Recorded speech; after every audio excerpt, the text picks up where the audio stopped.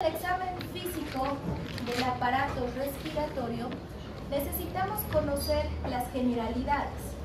Entre ellas tenemos la topografía anatómica, necesitamos conocer la clínica, que nos van a ayudar a ver lo que corresponde a unas patologías pulmonares, tanto respiratorias como patológicas.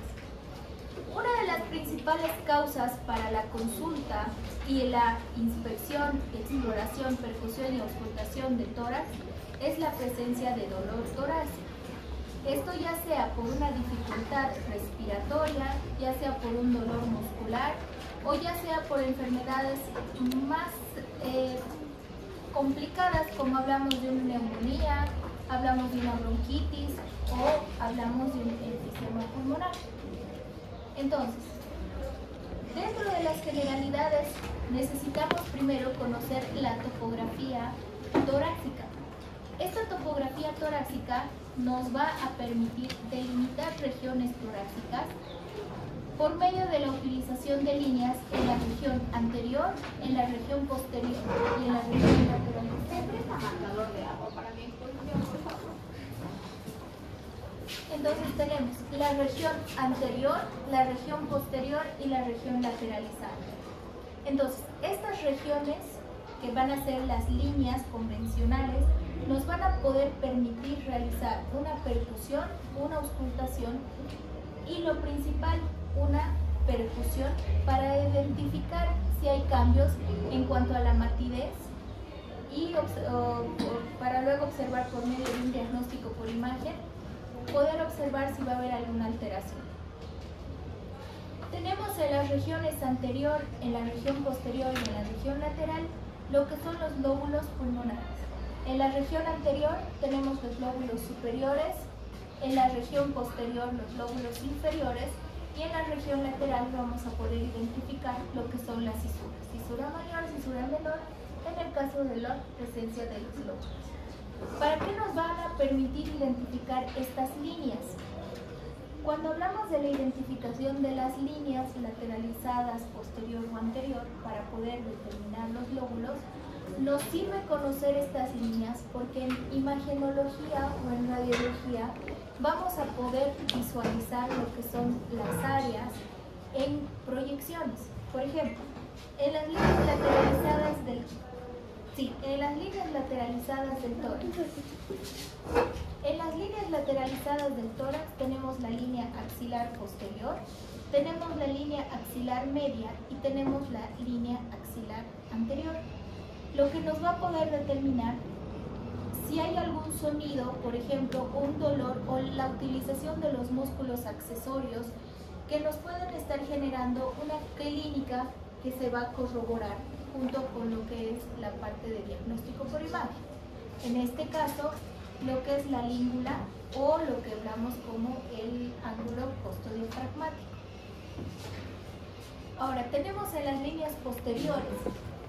En la línea posterior tenemos la línea escapular, tenemos la línea paravertebral, la línea medio escapular y la línea vertebral posterior.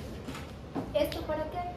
Para que por diagnóstico por imagen también podamos revisar si hay alguna alteración a nivel pulmonar, como la acumulación de secreciones o en el peor de los casos también nos va a servir para poder identificar alguna patología. Y en el caso de semiología nos va a permitir para la auscultación, para seguir una guía en base a una línea imaginaria para poder realizar la auscultación pulmonar. Y también que se va a iniciar con la auscultación de base pulmonar. Y nos falta lo que es la línea anterior del tórax. En la línea anterior del tórax tenemos la línea mamaria, tenemos la línea medio clavicular y tenemos la línea medio costal. ¿Para qué nos va a servir estos lineamientos? Para obviamente ver también lo que es la respiración pulmonar en caso de que haya alguna afección de la respiración. Ahora bien, conocemos lo que son las líneas anterior, posterior y lateral del tórax, pero ahora necesitamos conocer cuáles son las líneas anteriores, izquierda, derecha y posterior del área pulmonar. Acuérdense que los pulmones tienen una diferencia, ¿no? el izquierdo del derecho. Uno tiene 3 y otro tiene 2. Hablamos del... ¿Quién tiene 2?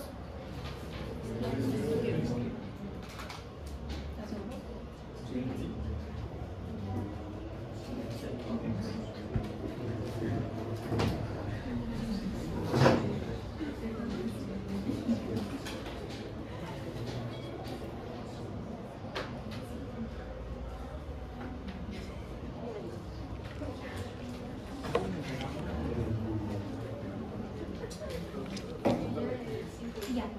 Entonces, esta identificación de los lóbulos nos va a permitir a nosotros también realizar una inspección, una auscultación pulmonar, identificando los 2 lóbulos a comparación de los 3 lóbulos pulmonares. Esto obviamente determinando su cisura mayor y su cisura menor. Ahora, en el repaso anatómico para la inspección y la palpación de pulmones o cavidad torácica, necesitamos identificar las clavículas, necesitamos identificar el esternón, si hay alguna alteración, si se puede ver lo que es el ángulo del lois. Necesitamos ver en el esternón la horquilla, necesitamos ver el ángulo esternal del lois, el apéndice sifoides y el ángulo epigástrico. En el caso de las mamilas, corresponden al cuarto espacio intercostal, que nos va a servir para la identificación, también para lo que es la inspección, palpación y auscultación de la cavidad torácica, esto en relación al corazón. ¿Por qué? Porque también vamos a encontrar el choque de punta en el cuarto espacio intercostal. Tenemos las escápulas, que vamos a ver las espinas, el extremo interno corresponde a la tercera vértebra dorsal y el ángulo inferior que corresponde a la séptima vértebra dorsal. ¿Para qué nos identifica la escápula? Para poder realizar lo que es la percusión y también la auscultación. Y tenemos la apófisis espinosa prominente, que va a estar en la séptima vértebra cervical. ¿Para qué? Para que por ese medio vayamos identificando lo que son los espacios intercostales para poder realizar la percusión. Tenemos lo que es el conteo de las costillas. El conteo de las costillas se hace con el pulpejo índice y con el pulpejo medio. Se hace un ángulo de más o menos 10 centímetros, un ángulo de 10, para ir reconociendo lo que son los ángulos intercostales. En este caso se hace el reconocimiento del ángulo o lo que corresponde al ángulo esternal de lois, que corresponde al segundo cartílago costal del esternón. A medida que se vaya identificando, se va desplazando el dedo medio y se baja el índice. El medio, el índice, el medio y el índice. Con la opción de identificar todo lo que son los espacios intercostales. Nuevamente se identifica lo que es el ángulo de lois, que corresponde al segundo cartílago intercostal, y se va descendiendo. Primero el medio, luego el índice. El medio, luego el índice, y se van contando lo que son los espacios intercostales. Vámonos al proceso de inspección. Hablamos de inspección cuando tratamos de evaluar alteraciones o de evaluar alteraciones generales que tengan un valor de diagnóstico importante. Entre estos tenemos, por ejemplo, a simple vista, el estado de nutrición. Podemos identificar si el paciente es caquéxico, si el paciente tiene la presencia de un edema, si la presencia tiene de un aleteo nasal al momento de la respiración. Tenemos lo que es la utilización de los músculos accesorios en el caso de una neumonía. Tenemos, por ejemplo, la fascia, el decúbito lateral, que hay un aumento de lo que es el choque de punta, que puede estar identificado por alguna cardiopatía asociada a un problema pulmonar. Entonces, en este caso, la inspección es todo lo que se puede observar en el tórax. También podemos iniciar la observación con el siguiente orden. Nos vamos con la piel, tejido celular subcutáneo y músculos. Por ejemplo, en el caso de la imagen de abajo, estamos viendo que tiene un paciente una cicatriz en la región mediana. Entonces, ¿cómo ustedes reportarían la inspección de ese tórax? se evidencia cicatriz. Ya a la inspección se evidencia cicatriz. ¿En qué área o qué líneas seguiría? En la línea. La línea external. ¿Qué más? ¿Dónde más? ¿Cómo podrían ubicar esa cicatriz? Del ángulo.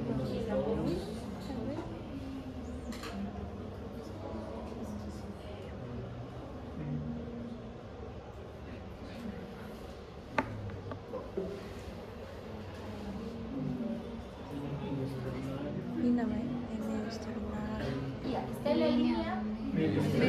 ya. Está en la línea medio external. ¿Qué más?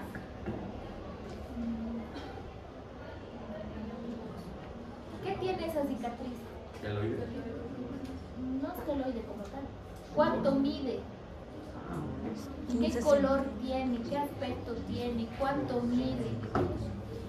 Se localiza cara anterior, cara lateralizada. Si me están diciendo medio external ya, ¿cuánto mide? Anterior aproximadamente 25. ¿Qué color tiene? ¿Qué aspecto tiene? Rosa.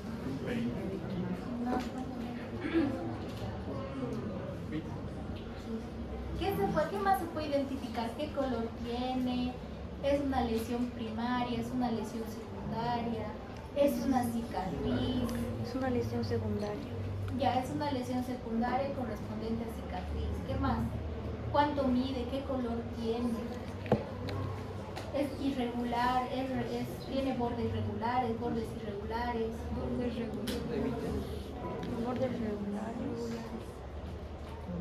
Ahora nos vamos a tejido celular subcutáneo.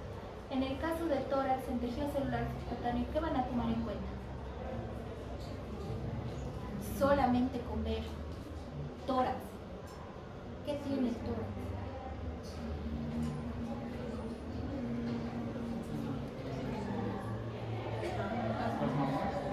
Ya puede incluir también músculos, si hay atrofia muscular, si hay tejido mamario, si hay ginecomastía, por ejemplo en el caso de los varones, si hay ginecomastía, si hay ginecomastía unilateral, ginecomastía bilateral.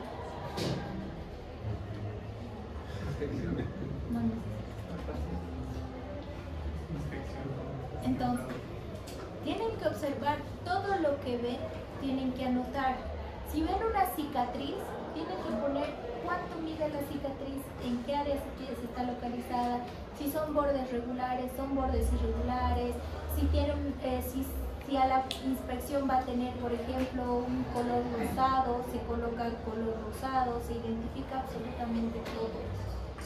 Ahora, nos vamos también que se debe iniciar con la observación, hemos dicho, de piel, tejido celular subcutáneo, los músculos, específicamente cuando hablamos de nevos en arañas, cicatrices, cicatrices por cirugía, cicatrices por traumatismos, fístulas por osteomielitis, vamos a encontrar atrofias musculares, como por ejemplo la contracción del músculo también pectoral, vamos a encontrar lo que son la contracción continua de los músculos accesorios, en el caso de una neumonía, que es lo más común que pueden observar, la circulación venosa colateral, edemas, van a encontrar ginecomastías unilateral, bilateral, en el caso de los varones, que es lo que primero tiene que visualizarse. Si hay ginecomastía o simplemente es aumento de tejido celular subcutáneo. Eso obviamente ya durante la palpación van a poder identificar. Ahora, dentro de la inspección también tiene que verse lo que es la visualización de un tórax estático y un tórax en movimiento o un tórax dinámico.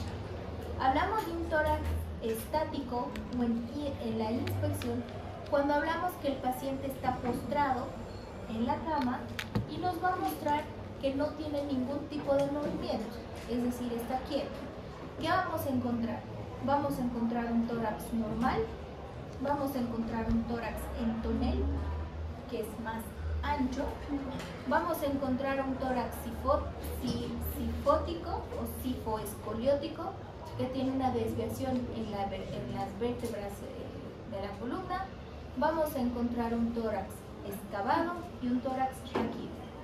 Esto puede ser presencia unilateral o bilateral. Ahora, en el tórax dinámico. En el tórax dinámico vamos a encontrar movimientos del tórax con relación a la respiración que se le pida que realice el paciente. En estos movimientos del tórax respiratorios vamos a ver si los movimientos son simétricos, son continuos o hay alguna alteración en cuanto a los movimientos torácicos. Tenemos, por ejemplo, que visualizar en un tórax en movimiento o un tórax dinámico el tipo respiratorio. Quiere decir que qué tipo de respiración se va a observar en el hombre y se va a observar en la mujer.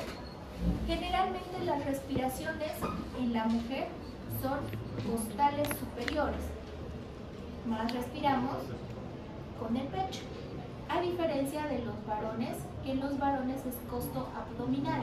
Respiran tanto con el abdomen como con la parte superior del tórax, ¿no? Entonces respiran con ambas. Y en los niños es abdominal. Entonces, cuando ustedes realicen la exploración el día viernes, van a identificar en el tórax dinámico cuál es el tipo respiratorio que tiene su paciente.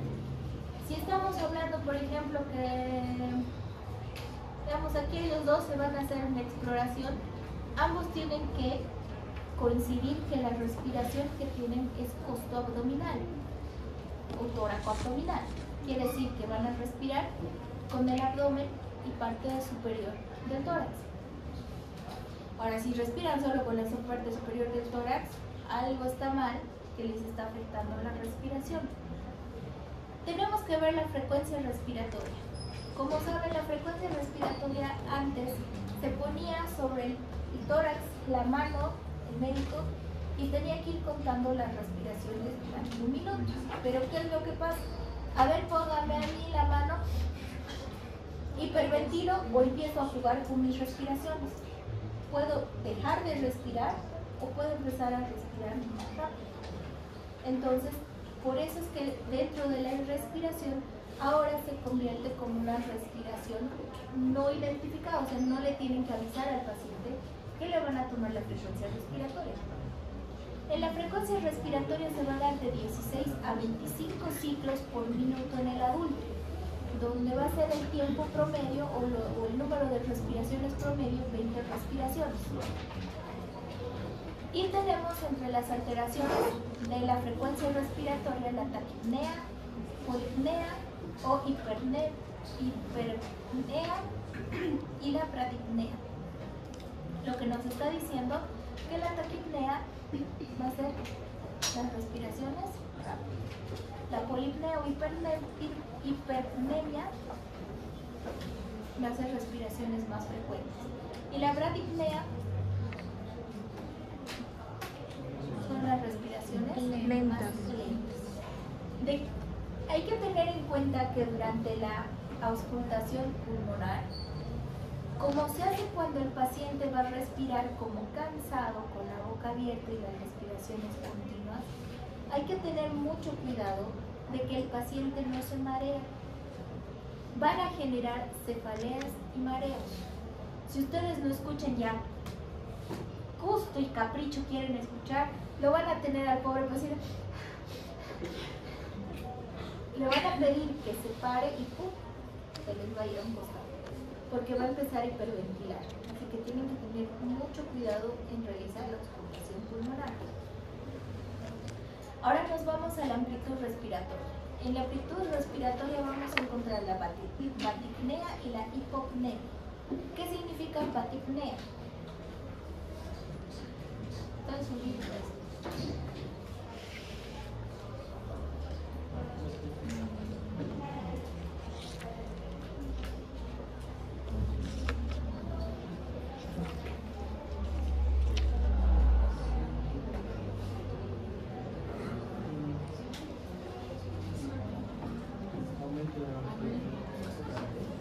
Levante la mano. Limber, ¿qué has leído? frecuencia respiratoria aumentada durante el sueño. Ya, y la hipopnea. Es un episodio en el que la respiración se vuelve anormalmente superficial o lenta durante el sueño. En este caso, la amplitud respiratoria va a dependiendo del sueño que está del paciente. No lo toman ustedes, no se los va a tomar ninguno. Ahora, tenemos el ritmo respiratorio. Cuando hay una afección en alguno, ya sea en la amplitud respiratoria o en el ritmo respiratorio, se van a presentar patrones respiratorios anormales. Los tres patrones respiratorios anormales más comunes son la Cheyne-Stokes, la Biot o Casmut. Donde nos está diciendo Cheyne-Stokes que va a tener una respiración continua y rápida, va a tener un cese prolongado de la respiración y nuevamente va a empezar a tener una inspiración y expiración continua. En el Biot nos está diciendo que va a tener inspiraciones y expiraciones continuas con un cese de la respiración intermedia. Y obviamente la Casmut también nos está indicando respiraciones discontinuas. Esto en relación a la inspiración y a la expiración. Vámonos a palpación. En la palpación permite verificar y completar los hallazgos de la inspección. Entre estos hallazgos podemos encontrar, por ejemplo,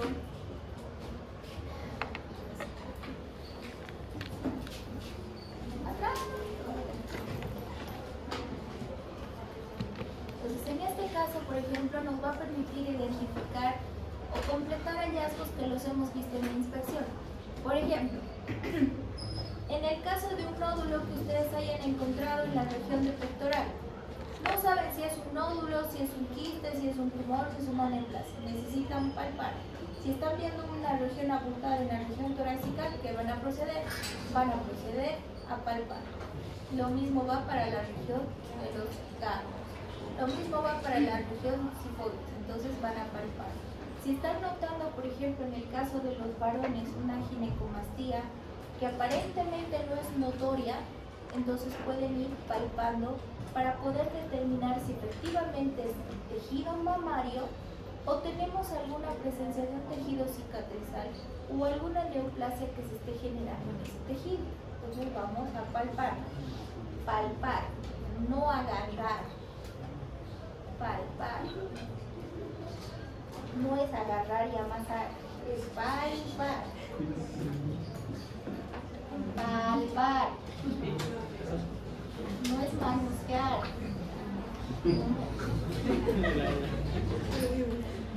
También se va a visualizar lo que es la elasticidad torácica.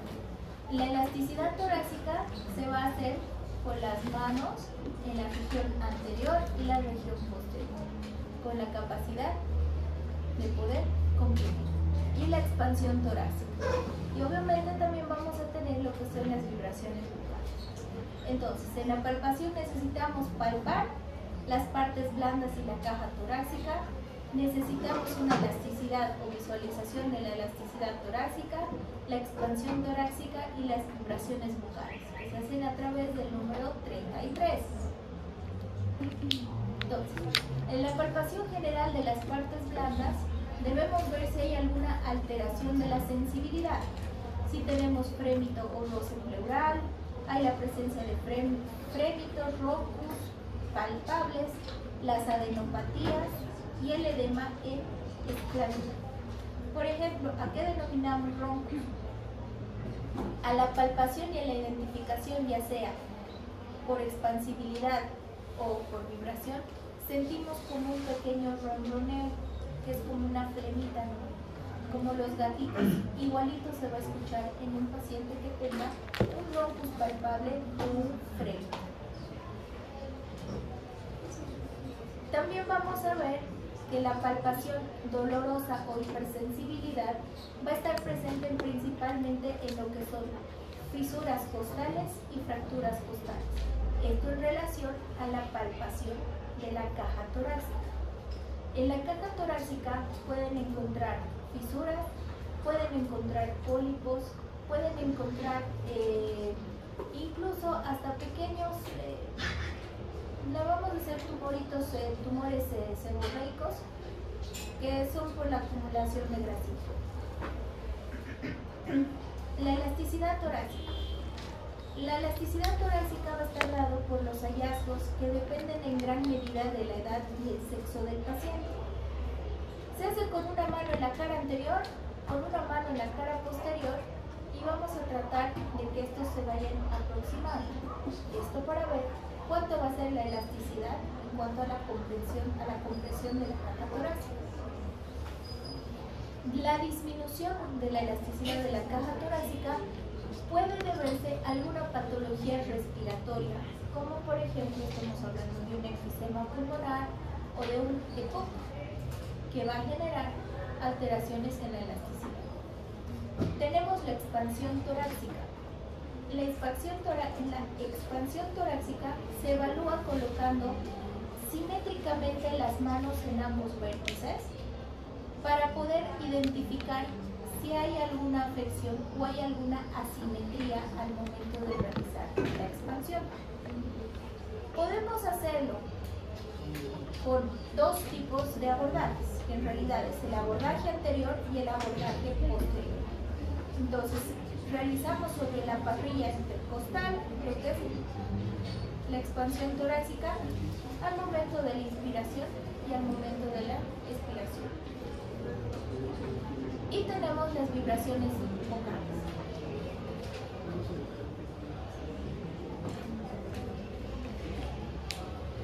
¿Ya? Después me dicen lo que ha dicho Marito.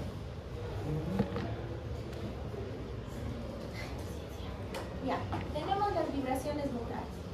Las vibraciones vocales se van a expresar con el pronunciamiento de la palabra 33, que obviamente se va a hacer con la línea medial, con la línea horizontal, que va a comenzar en la base posterior del área pulmonar. Se comienza por detrás para luego iniciar por la parte delante y finalmente en las regiones lateralizadas del tórax. ¿Qué casos podemos encontrar? Patologías pulmonares, como por ejemplo aumento de las vibraciones vocales, disminución de las vibraciones vocales o, en última, lo que son las aboliciones de las vibraciones vocales, que eso lo vamos a ver en el video al finalizar. Tenemos la percusión. La percusión permite lo que es la audición de las características de los sonidos generales al golpear una determinada superficie corporal. Tenemos lo que son dos tipos de teorías para determinar la percusión. Que tenemos la percusión topográfica, que son el resultado de la vibración de los órganos, y tenemos la segunda teoría de la caja de resonancia, que es el tono percutorio que refleja la pared corporal contra el área que va a vibrar. ¿Cuál es la que tiene más características? Es la caja de resonancia. ¿Cuál es el método para poder realizar o cuál es la técnica para la percusión?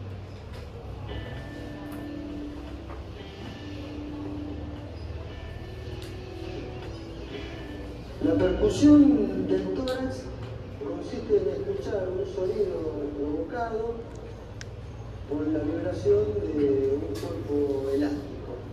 La percusión se realiza dígito digital, se realiza de manera sistemática en el tórax por delante, por detrás y en las zonas axilares. Por delante se obtienen en el hemitórax derecho sonoridad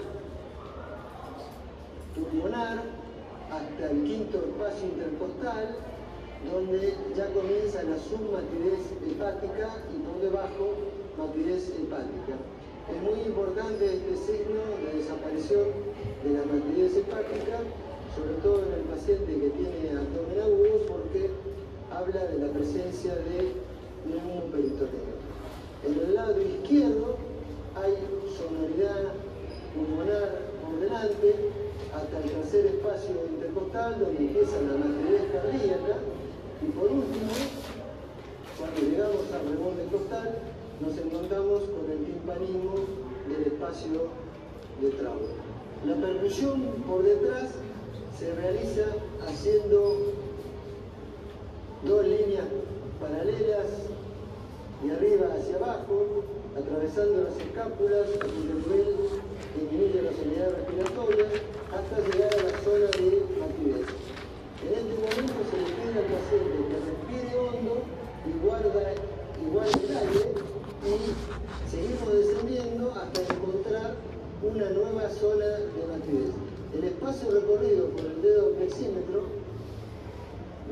respirar por favor, indica la expansión de las bases en la inspiración. Muy relevante por detrás es la percusión de la columna, ya que la presencia de una columna mate, habiendo encontrado zona de matidez en alguno de los emitoras, certifica la presencia de un derrame pleural. Igual jerarquía o mayor jerarquía tiene el signo del desnivel, que consiste en percutir hasta el límite de aparición de una zona de matidez. Dejando el dedo flexímetro sobre ese límite superior de la zona de matidez, se le pide al paciente que incline hacia adelante y se vuelva a percutir hacia abajo, pudiendo comprobar que la matidez ha disminuido significativamente o ha desaparecido, lo que indica que el líquido se desplazaba libremente en la cavidad pleural y certifica el diagnóstico de derrame pleural. La percusión de la zona axilar se le solicita al paciente que coloque su mano sobre la cabeza o sobre la nuca, percutimos sobre la línea axilar media y acá vamos a encontrar sonoridad pulmonar hasta hacer este espacio intercostal donde comienza la matidez hepática. Si percutimos del lado izquierdo va a ocurrir lo mismo, pero vamos a encontrar sonoridad pulmonar hasta el noveno espacio intercostal donde comienza la matidez esplénica.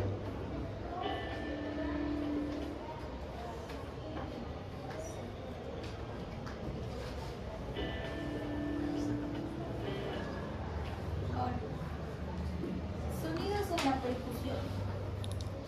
A ver.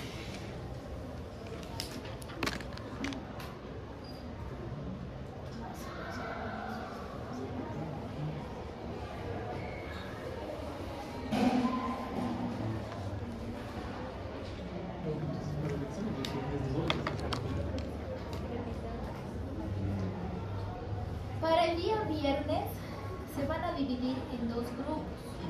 ¿Ya? El primer grupo va a ingresar de 5 hasta las 6:30, no, 5 hasta las 6 menos cuarto, y el otro de 6 menos cuarto a 8 menos cuarto. Voy a calcular bien, porque si todos van a venir, esto va a ser una chacota. Entonces, los voy a dividir por mujeres un grupo y varones otro grupo, ¿ya?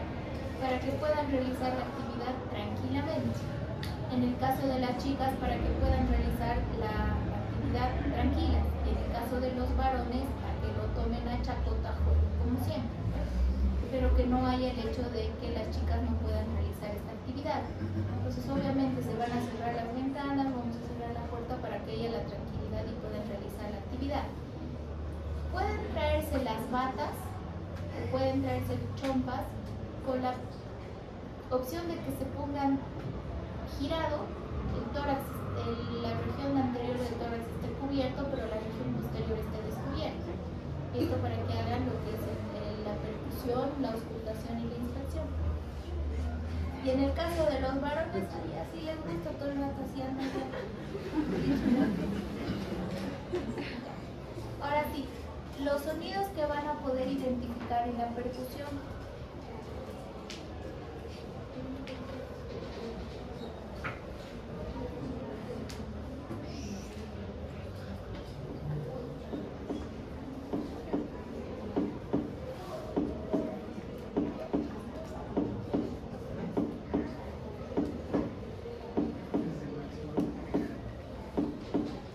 Eso hace referencia a la sonoridad. Eso en cuanto a la percusión.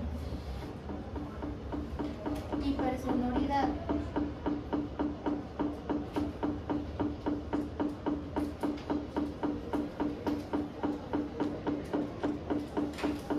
Es más seco el sonido.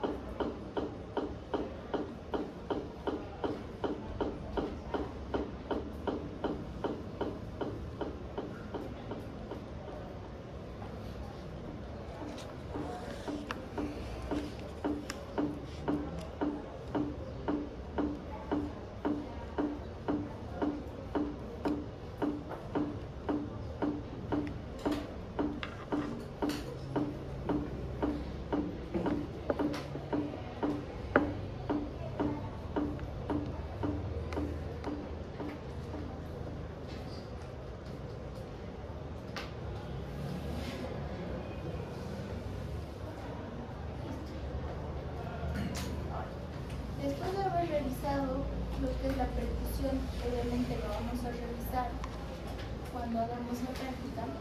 Nos vamos a la auscultación. En relación a la auscultación, nos va a aportar importantes datos sobre el estado del parénquima pulmonar y obviamente de las pleuras. En este caso se realiza con la utilización de la campana del estetoscopio vía auricular mientras el paciente se encuentre respirando de forma lenta y continua, lenta y profunda con la boca abierta. Generalmente se le dice al paciente que respire como si estuviera cansado, ¿no es cierto? Como si hubiera subido las gradas, de manera rápida, lenta, pero con la boca abierta. No se le puede permitir al paciente respirar muy rápido porque les van a generar cefaleas, les van a generar náuseas e incluso mareos. Entonces tienen que ser precisos a la hora de realizar la auscultación.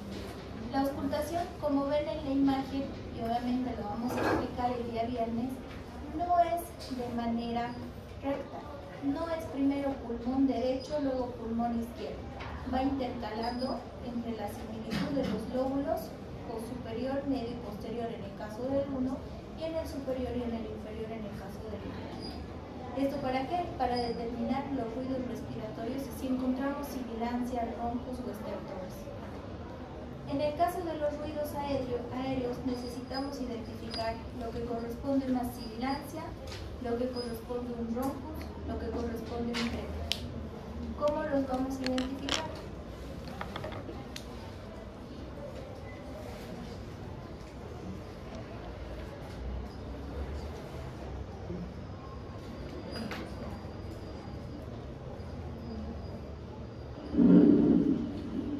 A eso corresponde al murmullo vesicular.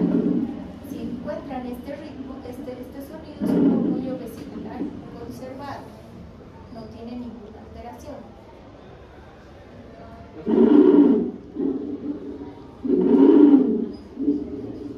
Ahí lo escuchan tal cual, como si estuvieran soplando el micrófono.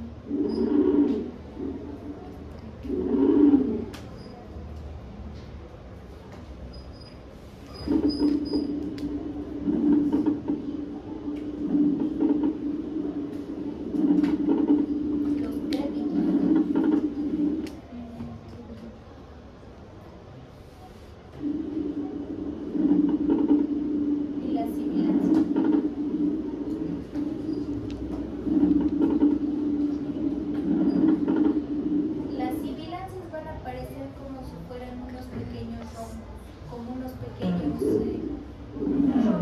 Y el finito del gatito.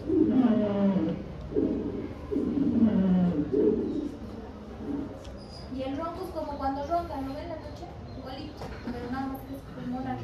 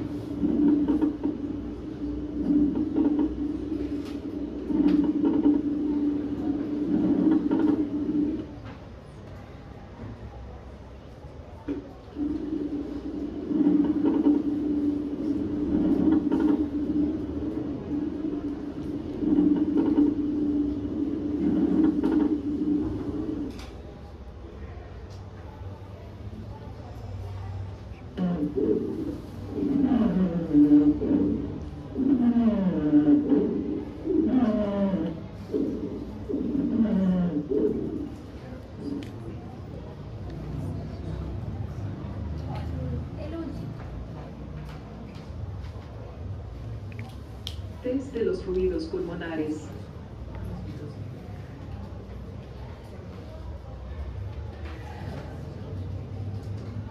Comencemos.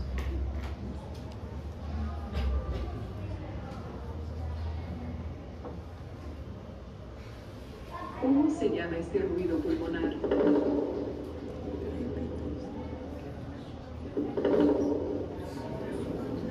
¿Qué es? Crépitos. ¿Qué? ¿Crepitos? O silba.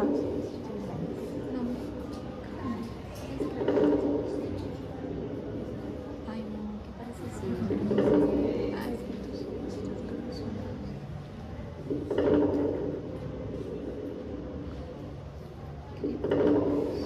¿En qué podemos encontrar a los crépitos? Neumonías, bronconeumonías. Generalmente hay neumonías, más notorio. ¿Cómo se llama este ruido pulmonar?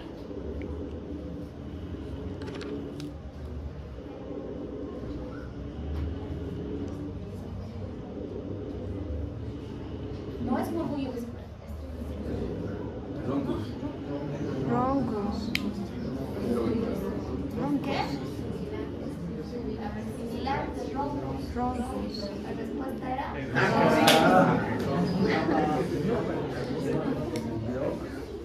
Acuérdense cómo roncan, pues. Es un ronquidón. ¿En qué casos va a estar presente? En bronquitis, en caso de obstrucciones, tuberculosis, e incluso en el COVID también se escuchaba los famosos roncos. ¿Cómo se llama este ruido pulmonar?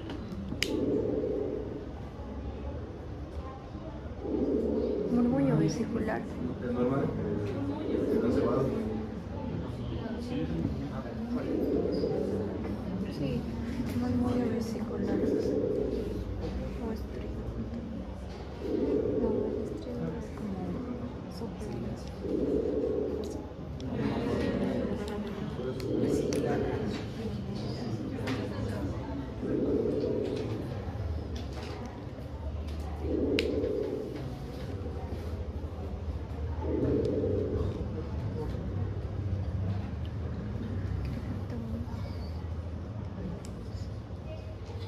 ¿Cómo se llama este ruido pulmonar?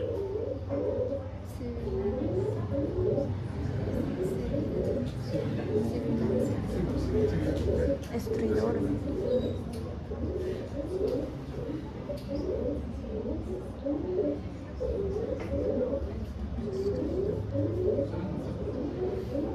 Parece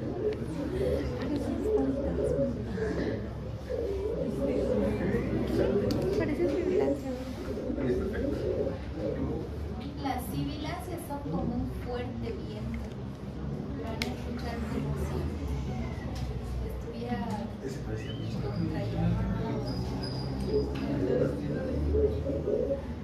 como un pequeño río.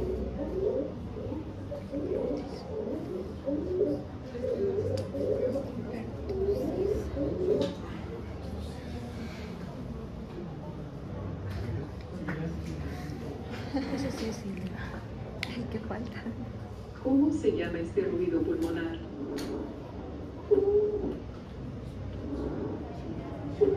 Ah, bueno, sí.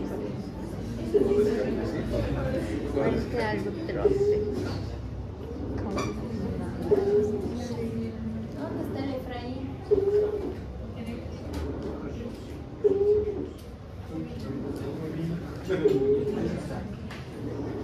Esto debe ser Son audios, dos estertores húmedos y estertores secos.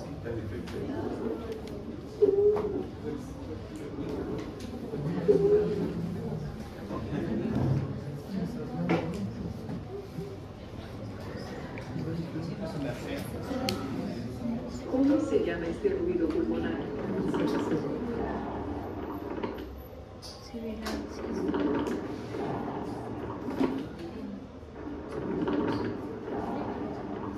Sibilancias.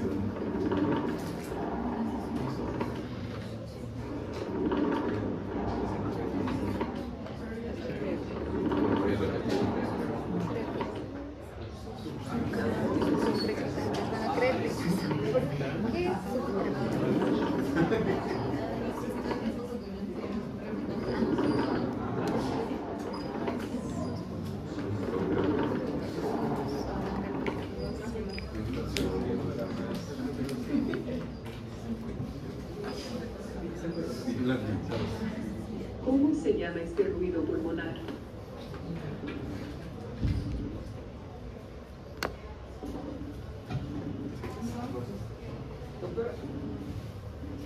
Parece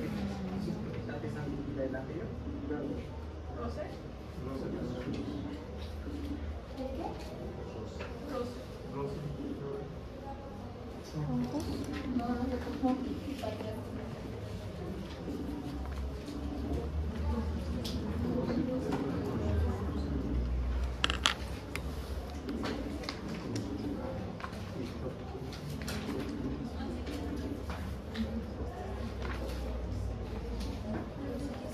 ¿Cuál es tu puntuación?